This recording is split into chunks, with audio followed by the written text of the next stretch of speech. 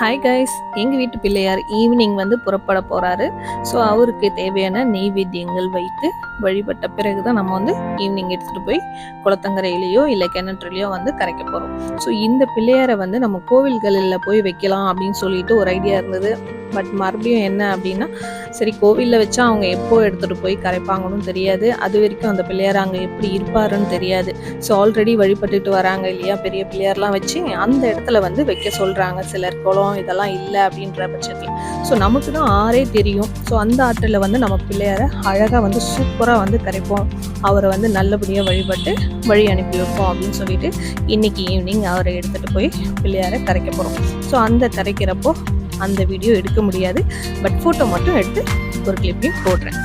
எங்கள் வீட்டு விநாயகரை எந்த ஏரியில் நம்ம வந்து கரைக்க போகிறோம் அப்படின்னு பார்த்தீங்கன்னா, புழல் ஏரியில் தாங்க. அங்கே நிறைய க்ரௌடுங்க, அவ்வளோ பேரும் வந்து பிள்ளையாரை வந்து அங்கே தான் கரைக்கிறதுக்கு வந்திருக்காங்க. ஸோ எங்கள் வீட்டு பிள்ளையாரையும் அழகாக அங்கே வந்து வழிபட்டு பிள்ளையாரை கரைச்சாச்சு. ஸோ அதோட இமேஜ் தான் இது.